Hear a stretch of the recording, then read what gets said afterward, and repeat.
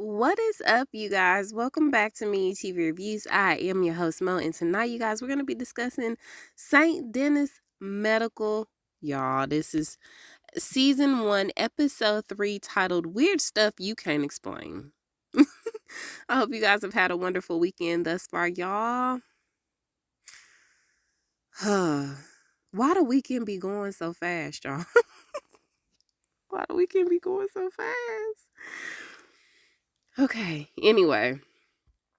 We ain't gonna worry about it. I hope y'all are celebrating really good or relaxing like you should, okay, before our busy week starts up, all right?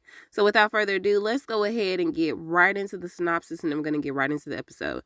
So the synopsis for this one is: when Ron hexes the day to prove superstitions aren't real, things at the hospital start getting weird. Joyce and Matt discover an employee's secret. All right, y'all, this was a really cute episode. I will say that they did harp on some things that are very true in the medical world. So let's just go ahead and get into the episode. So we begin the episode with Matt going to go deliver some good news to a family about their loved one's successful hernia surgery. Except their son was there to have his pinky toe reattached, not have a hernia surgery. And so, y'all, Matt tries to cover up his oh no by saying, well, you know, that's what they went in for, but then they discovered the hernia, and so then but the dad was like, okay, so why were they even up that high? Good questions, Dad, that Matt cannot answer. So they gave that man one job, and it was literally the easiest job for Matt to do, and he still managed to screw it up. How? He obviously don't want to be employed, but there is a mom who is wondering about her son's hernia surgery, so he probably just got his patients mixed up. No biggie, right? So Dr. Ron and Bruce are getting ready to take this patient back for an appendectomy, but she wants to wait until one of her family members brings her cross. And so they try to convince her that she's in great hands, but she retorts with the question, whose hands are better than Jesus Christ? That's a really good question. Nobody's, ma'am, nobody's. So y'all, now they gotta wait until her cross gets there. So now they're waiting. In the meantime, the surgeon will get her steps in because the surgeon came there right after her little tennis match that she had going on. And so now that this has been postponed for a few more minutes, she gonna go get her steps in by doing a little hike around the hospital. Okay, she'll be right back. So Ron talks to Serena and Val about trust and superstitions over science. It just don't make sense to him.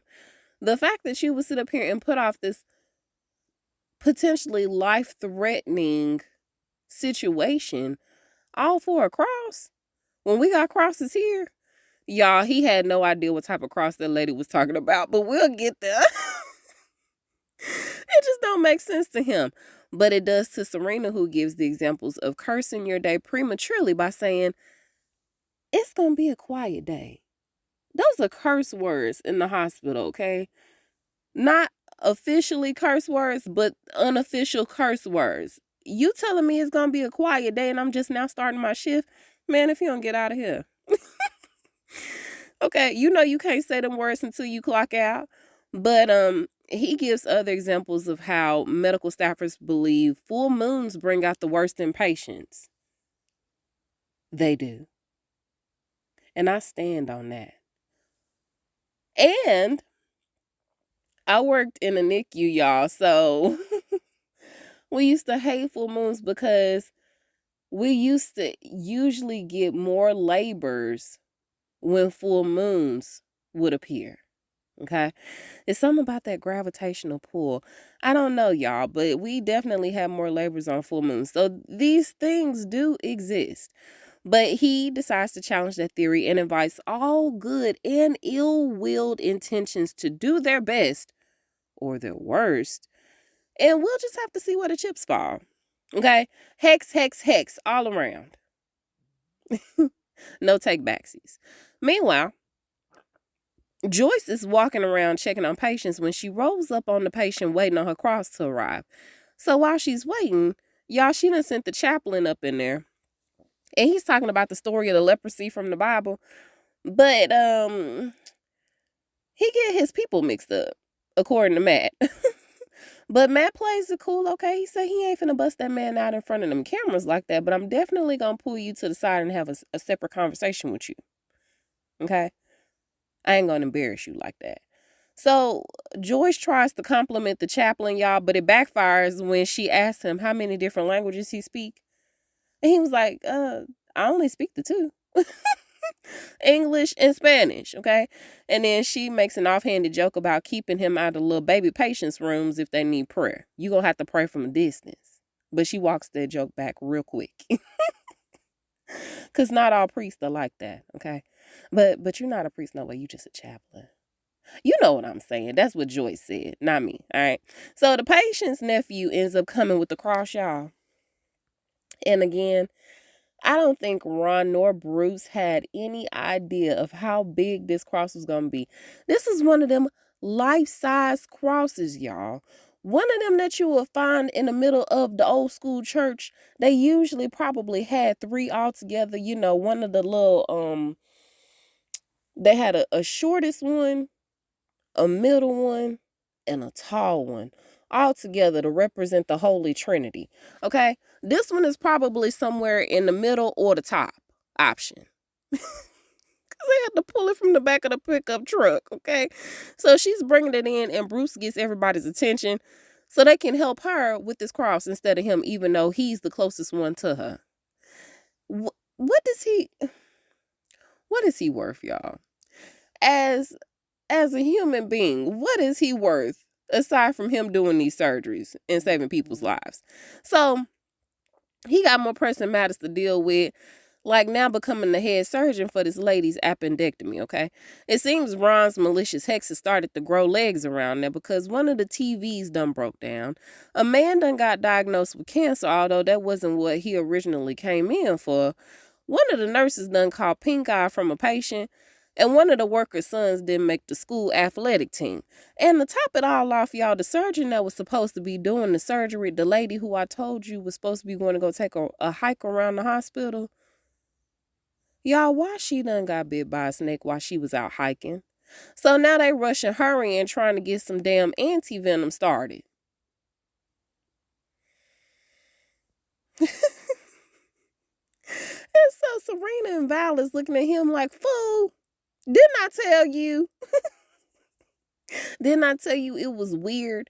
And so he tries to explain all of it away except for that snake biting. And that's something that I can't say nothing about. Okay. Now Serena done pulled out all the crystals because, you know, she believe.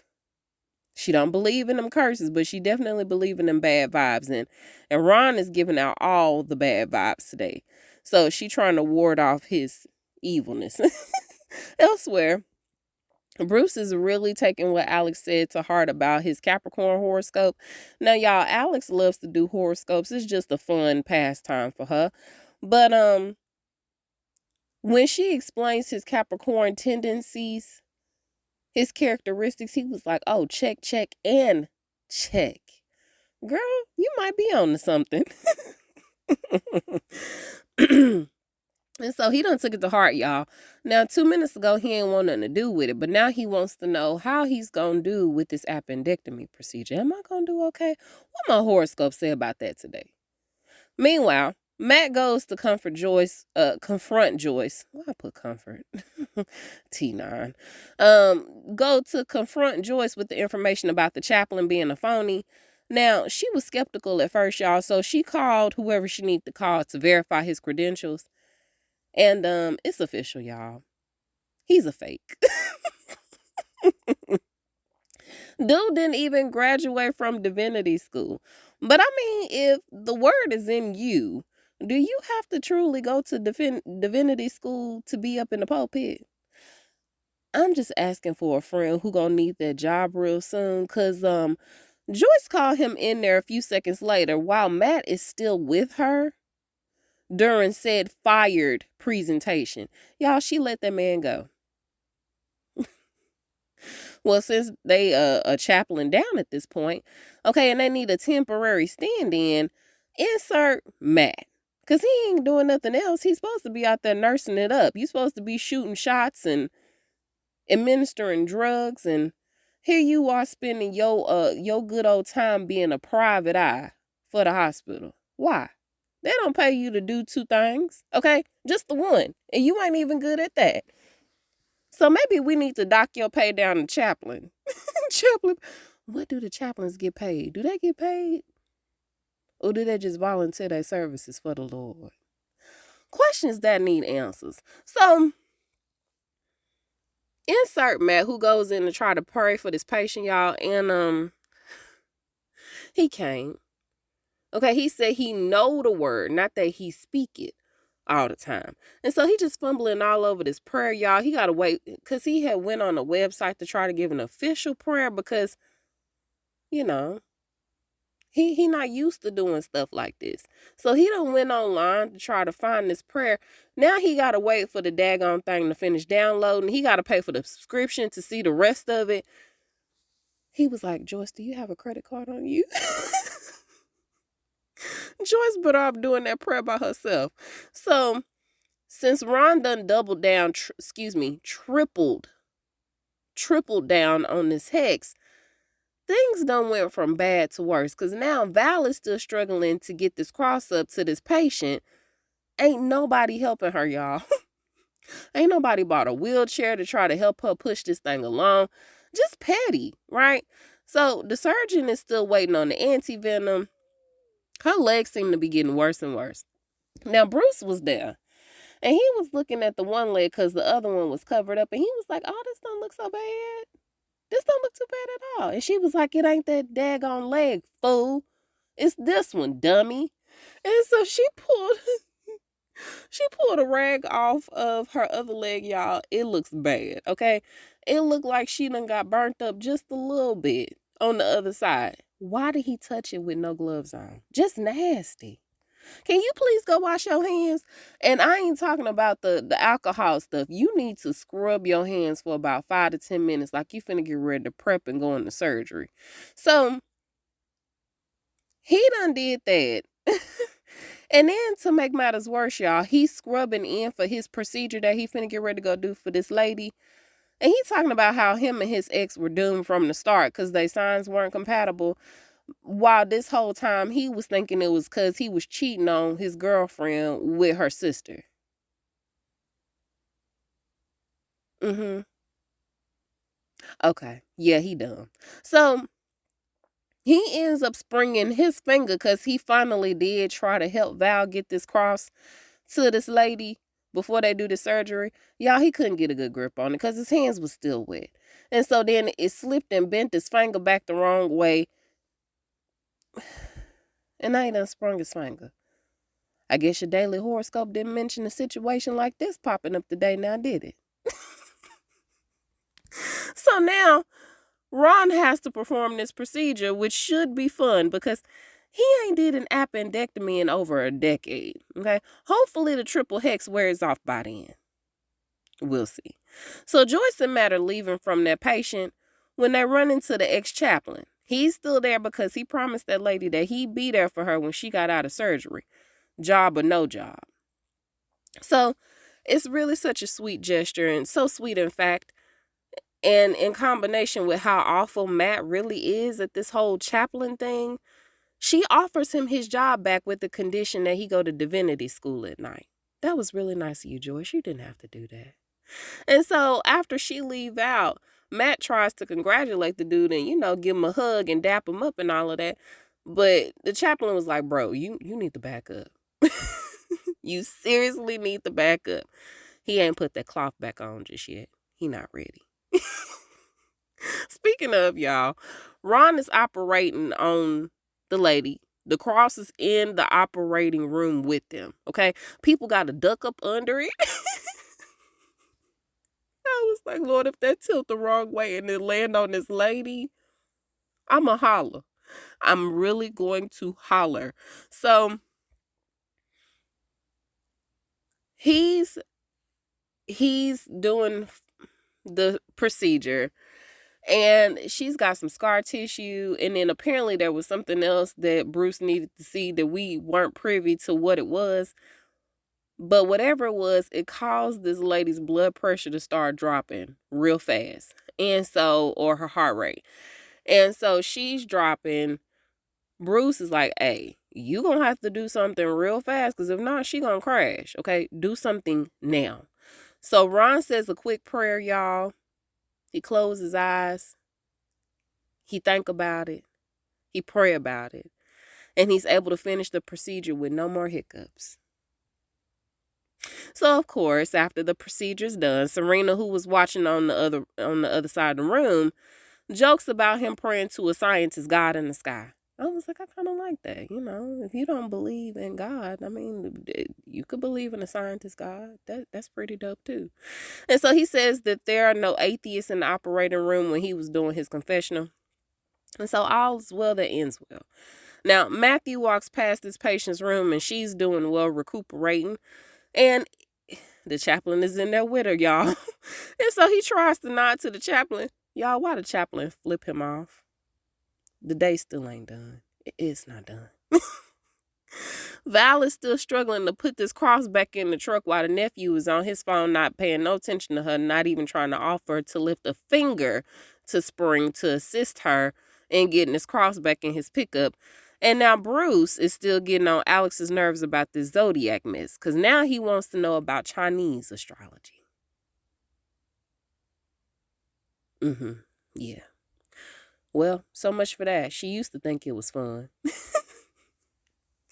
And that's the way the episode ends, y'all. This is a cute little show. It's quirky. I like it. It's funny. It's lighthearted. It's not super heavy in the medical world, which is good. You need to have some sense of humor, not the dark, morbid stuff, but you know, a good sense of humor to balance it out. But y'all let me know what y'all thought about it, okay? You can reach me at Me and You TV Reviews on Facebook and on Instagram. You can also reach me at My TV Reviews Podcast without the S on the end at gmail.com. Y'all, I love y'all. Before I leave out, I want to give a whole bunch of shout outs to all the birthday babies in November. All right, shout out time. Uncle Reggie, okay, my dad, my sister from another mister's mom. I love you, lady. Happy birthday. Trinity. Oh my gosh. My other sister from another mister. Happy birthday to you, Liz. There's a couple more coming, y'all. My friend Asia from work, my friend Mitzi from work. My uncle's birthday is in 2 days. And shout out to my great-grandmother who is no longer here, y'all. Rest her soul. Today is actually her birthday. So, happy birthday, Rose B. We miss you, lady. We love you so much. And that's it, y'all. So, happy birthday to all my November babies out there. If you're listening, hey, is it Sagittarius season yet? Y'all, my birthday coming up, so Sagittarius is in the room. Ooh, ooh. That's all I have, y'all. I love y'all. Y'all, please stay safe out there. And until we meet over the airwaves again, I am Mo, and I will talk to you guys soon. Bye.